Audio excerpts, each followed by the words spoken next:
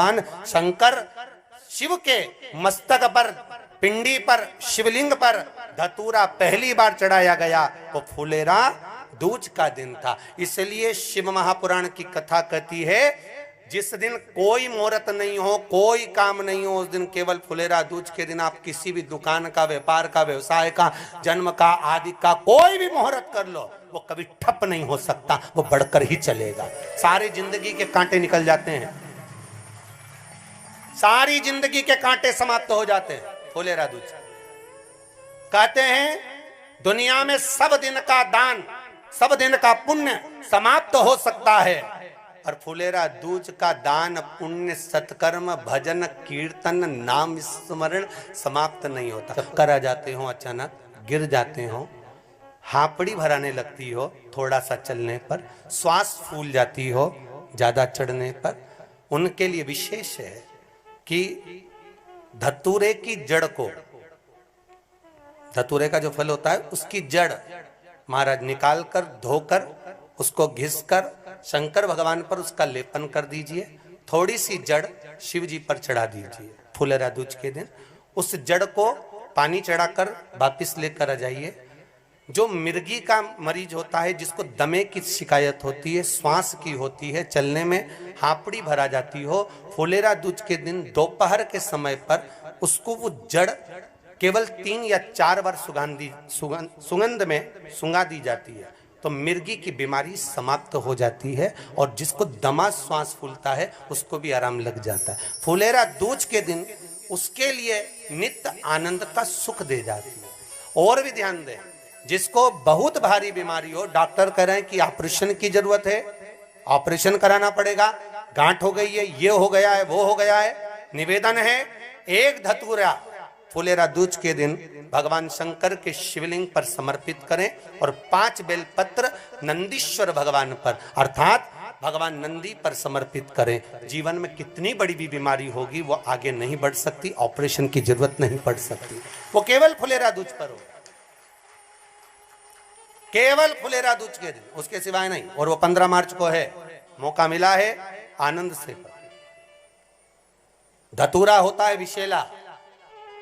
कैसा होता है? विषैला, बहुत विष होता है धतूरे के अंदर।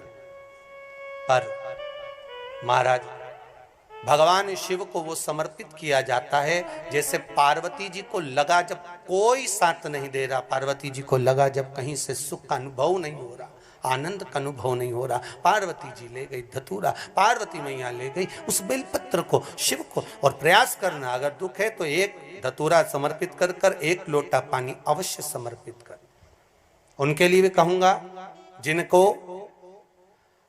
शरीर में दाद हो जाती है, खाज हो जाती है, या खुजलियों का क्रम हो जाता है, उनके लिए भी महाराज धतूरे का पानी, धतूरा 1 लोटे में डाल दो, पानी रख दो उसमें, उसके अंदर थोड़ा सा चंदन डालकर वो पानी शिव जी को समर्पित कर दो। वही पानी को लेकर आ जाइए और कुछ देर तक शरीर में लगाकर बैठ जाइए महाराज। वो केवल फुलेरा दूज का है महाराज, उसको शरीर में लगाकर थोड़ी देर बैठ जाइए, 15-20 मिनट तक। शरीर के अंतर्गत कोई वस्त्र ना हो, उस वस्त्र को उतार कर उसको लगाकर बैठ जाओ।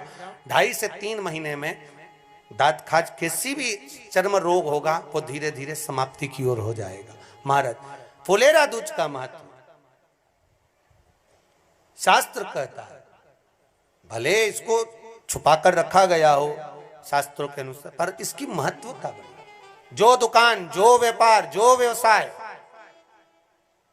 और पहले भी आपको कहा, मान लो आप शिवरात्रि के दिन रात को भगवान शंकर को धतूरा चढ़ाते हो व्यापार व्यवसाय के लिए, और वो धतूरा आप शिवरात्रि के दिन सुबह 4 बजे से पहले नहीं बांध सकते, तो उस धतूरे को फुलेरा दूज के दिन लाल वस्त्र में बांधकर अपने व्यापार वाली जगह पर बांध दो। जीवन में कभी व्यापार नीचे नहीं जाएगा, बढ़ता ही चला जाएगा। और उनके लिए भी निवेदन करूंगा जिनके यहाँ कर्जा बहुत है, बहुत कर्जा है, चूक ही नहीं रहा, पैसा ही नहीं रहा, व्यापार चले तो कर्जा चूके, उनके लिए भी निवेदन करूंगा, 1 धतूरा बेलपत्री के पेड़ के नीचे शिवलिंग का निर्माण कर कर फुलेरा दूज के दिन उस धतूरे को अपनी कामना कर कर हल्दी में भिंगोकर उसको भगवान शंकर को समर्पित कर दीजिए अपनी कामना कर कर। उसी हल्दी की 1 बिंदी अपने साथ में रुमाल में लगाकर अपने व्यापार व्यवसाय की जगह पर लेकर जाइए।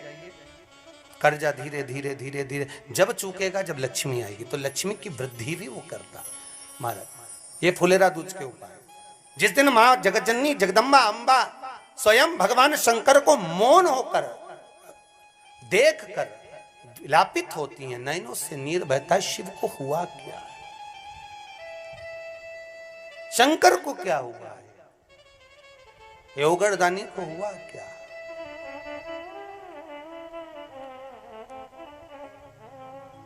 नयन जलता महाराज। मैं तो बैठी थी गंगा किनारे, मैं तो बैठी थी गंगा किनारे,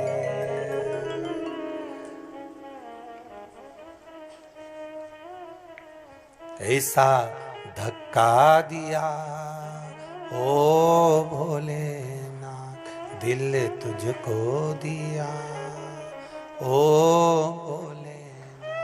भगवान शिव ओगड़दानी, त्रिकालदर्शी, कैलाशी, अविनाशी, इस चित्तवृत्ति के मन की बात को धारण करने वाले।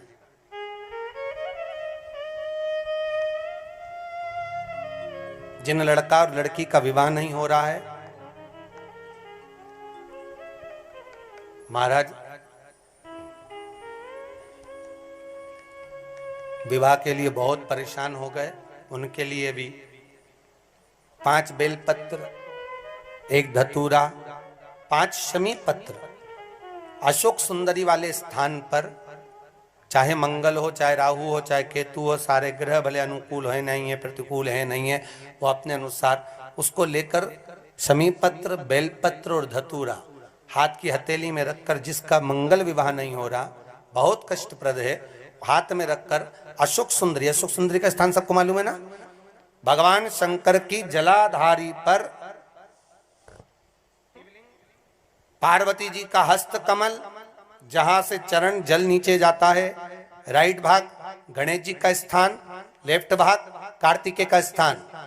जलाशय में से, जलाधारी में से जो जल नीचे गिरता है बूंद बूंद, वो शंकर भगवान की 5 लड़कियां, जया, विषहरा, शामरीवारी, दो तली और देव।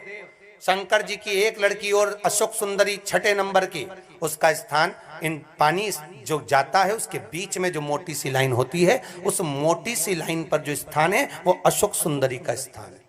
किसका स्थान है? अशोक सुंदरी। शंकर भगवान का संपूर्ण परिवार, जलाधारी माता पार्वती जी का हस्तकमल, चरण, राइट में गणेश जी, लेफ्ट में कार्तिकेय जी, बीच में अशोक सुंदरी, और ऊपर से जो 1-1 बूंद पानी गिरा रहा है वो है शंकर भगवान की 5 लड़कियां, जया, विषहरा, शामरीवारी, दो तली और देव। शिव की 5। तो जिनका विवाह नहीं हो रहा, अशोक सुंदरी वाली जगह पर हाथ में लेकर वो धतूरे के साथ शमी पत्र, बेलपत्र समर्पित करें और बाबा से निवेदन करें, बाबा आपकी कामना पूर्ण, फुलेरा दूज करें।